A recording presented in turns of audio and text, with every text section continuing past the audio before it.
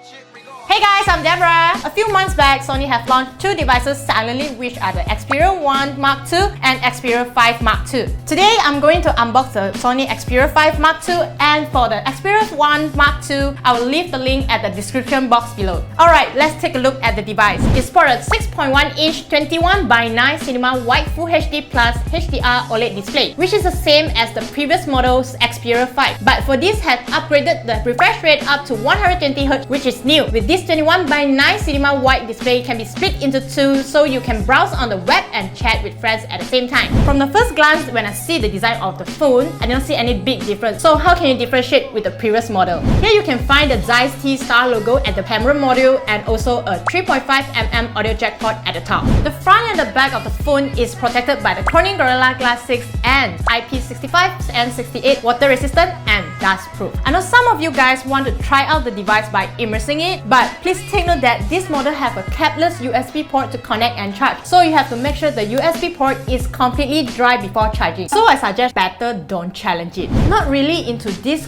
boring and classic black, the company also launched the other color variants, which are blue and pink. Personally, I think for the pink is more suitable for the girlish person, but for me, I definitely will go for blue color because it is easier to style my outfit and it is not boring. I believe you might notice that it got a glossy back, and to avoid the fingerprint stain, you can just get a phone case and everything soft. As for the tech spec, it's for the Snapdragon 865 chipset, which the performance upgraded 25% by comparing with the previous model Snapdragon 855. It also comes with 8GB of RAM and 256GB of internal storage. So using this phone, taking photos, gaming or watching videos is not a big deal and won't be lag. Moving on to the camera, it sports a triple rear camera with a 12MP main camera, 12MP telephoto lens and 12MP ultra-wide lens. This phone comes with a 8MP selfie snapper and featuring HDR photo, display flash, smart shutter, steady shot and more. Maybe you might judge the camera by the number, but this is not what you think. As I say, it comes with a Zeiss T-Star coating lens and it is good at light transmission.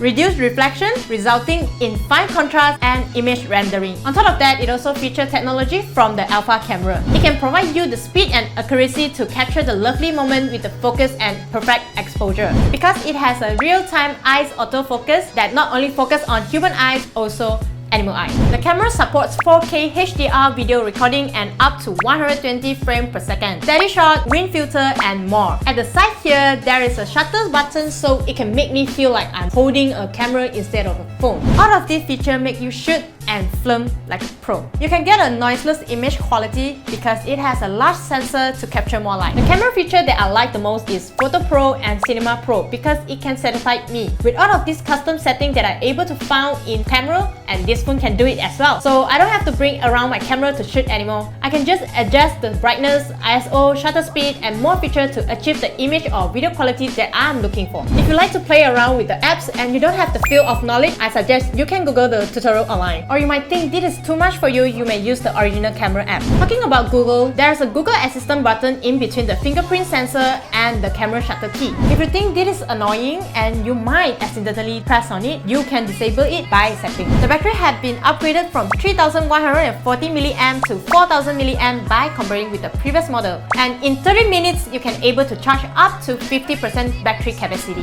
Maybe you might think it doesn't pack with a big battery like other smartphones, but it is okay for me because it can last me for a whole day for my usage. As for the watching and gaming experience, you can enjoy the Dolby Atmos front-facing stereo speakers and 21:9 Cinema Wide display. To enhance the gaming experience, you can mount a DualShock 4 controller as well. At here, you might worry the battery might be drained faster, but HS power control technology, it can ensure the device gets charged but not the battery. So you can actually use the power adapter power source into your phone but not using any power source from the battery. Overall, it improved chipset, battery, camera, and refresh rate by comparing with the previous model. All the technology that I mentioned earlier, so what do you think? For me, a phone comes with a price tag of 4,099 ringgit. I think it is worth it, and I can't tell what's stopping me to buy it except my purse. If you want me to say what I dislike about it, I think it's the fingerprint stain, but it can be solved by using the protection. I mean the casing. That's it for today. Don't forget to leave your comments below, hit the like button, share this video, and subscribe to our YouTube channel. I'm Deborah. Goodbye. Don't miss me. Bye.